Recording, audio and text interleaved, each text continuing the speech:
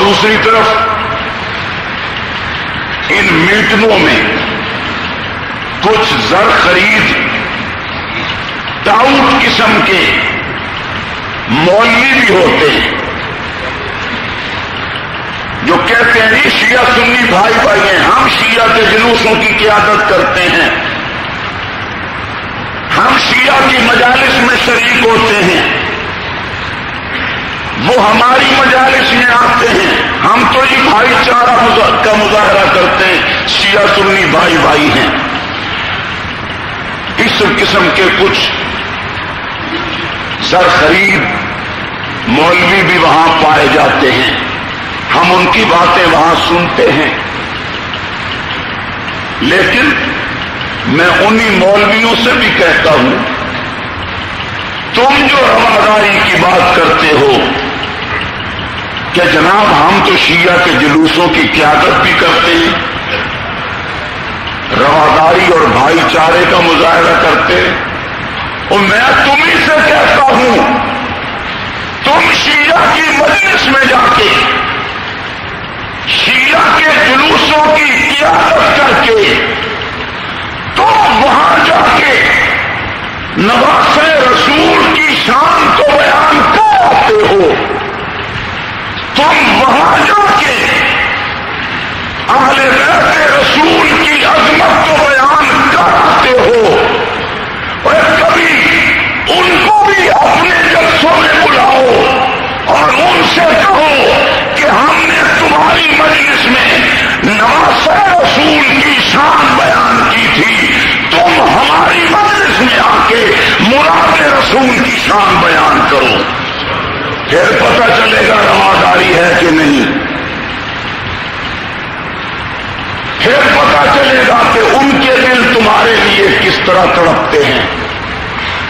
پھر پتہ چلے گا کہ ان کے دلوں میں تمہاری کتنی محبت ہے، پھر پتہ چلے گا کہ بھائی چارے کا جذبہ اور رواداری کا جذبہ ان میں کتنا ہے۔ تم وہاں جا کے ان کی بات کرتے ہو تو ان کو بھی بلاؤ اور وہ تمہاری بات کریں۔ جب ہمارا مولوی ان کی مجلس میں جا کے نواسہ رسول کی شان بیان کرے گا تو اس کا مولوی ان کا ذاکر ہمارے جلسے میں آ کے حضرت فاروق اعظم کی شان نہیں بیان کر سکتا۔ اگر بیان نہیں کرتا تو اس کا مطلب یہ ہوا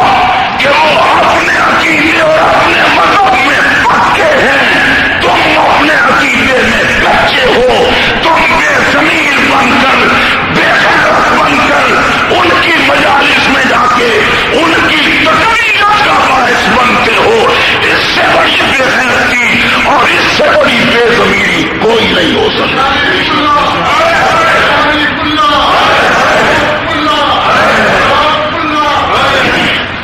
ان کو بھی تو قائل کرو، انہیں بھی تو کہو وہ تمہاری مجلس میں آئیں اور حضرت فاروق اعظم کی شان بیان کریں، لیکن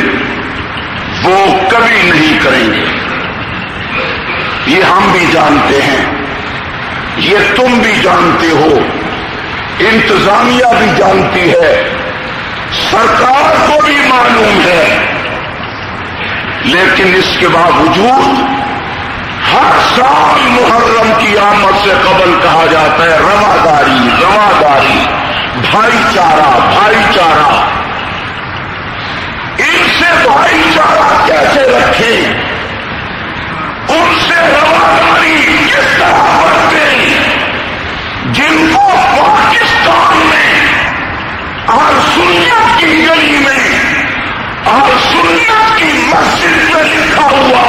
فاروق اعظم رضی اللہ تعالیٰ عنہ کا نام برداشت نہیں،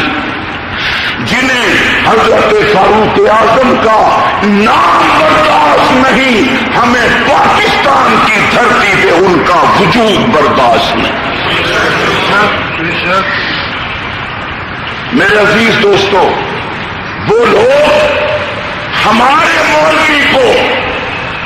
ٹشو پیپر کے استعمال کرتے ہیں. مولویوں تم ٹشو پیپر بنتے ہو وہاں جا کے,